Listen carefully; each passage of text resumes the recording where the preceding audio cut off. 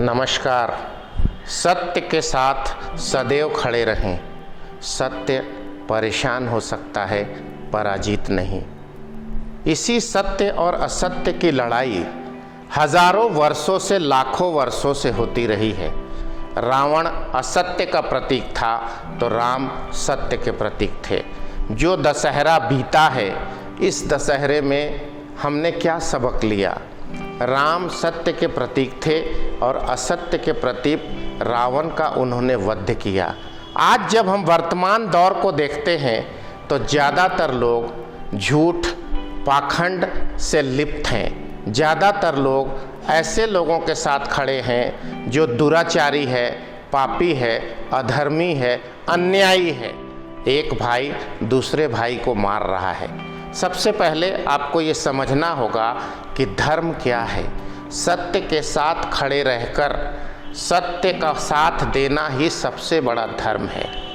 सत्य और न्याय के बदौलत यदि आप रहते हैं तो आपको थोड़ी परेशानी तो होगी, परंतु अंततः विजय आप ही की होगी। मैंने पिछले एक एपिसोड में भी कहा था, जतो धर्म ततो जय, अर्थात जहाँ धर्म है वहीं जय है। सुप्रीम कोर्ट का नारा भी यही है, स्लोगन भी यही है, जतो धर्म ततो जय। धर्म क्या है? धर्म सत्य है। हमें कभी कभी लगता है कि हम झूठ का सहारा लेंगे तो हमें सफलता मिलेगी। झूठ और अन्याय के सहारे से थोड़े से धन की प्राप्ति हो सकती है। आप किसी को बेवकूफ़ बना सकते हैं, पर आप हमेशा इस बात को स्मरण रखिएगा कि यदि आप झूठ का सहारा लेकर किसी को बेवकूफ़ बना रहे हैं, किसी के धन और संपत्ति को हड़पने का प्रयास कर रहे हैं, किसी से कोई लाभ लेने का प्रयास कर रहे हैं, तो ऐसा नहीं है कि ईश्वर नहीं देख रहा। आप सिर्फ धर्म के दरवाजे पर मंदिर में जाकर ईश्वर के सामने जो नाटक और ड्रामा करते हैं, हे प्रभु हमें कृपा करना, हम आपके भगत हैं, तो आप ये भूल जाते हैं कि भगवान केवल मंदिर के अंदर नहीं रहता। आपके एक एक कर्मों का फल आपको भोगना होगा। यदि आप सोचते हैं कि आपके अहंकार और दुष्कर्मों का फल कोई और भोगेगा, और आप तो मंदिर में जाके लड्डू चढ़ा दिए, आपने बड़े बड़े भेंटे चढ़ा दी। एक व्यक्ति ने कहा, हम तो बलि देकर सारे दुष्कर्मों को मार देते हैं, पशुओं की बलि देकर।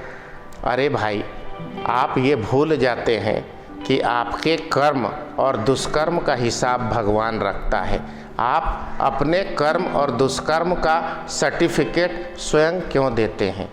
मैं राम और रावण के युद्ध के प्रेरणा स्वरूप हमेशा से ये कहना चाहता हूँ कि रावण के साथ आतताई असुर राक्षस खड़े थे, परंतु भगवान राम के साथ वनवासी, ग्रामवासी, पशु पक्षी, हर तरह के न्यायप्रिय लोग खड़े थे।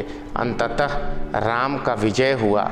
पूरी दुनिया में एक भयंकर असुर रावण मारा गया। आज प्रत्येक घर में एक एक रावण मौजूद हैं।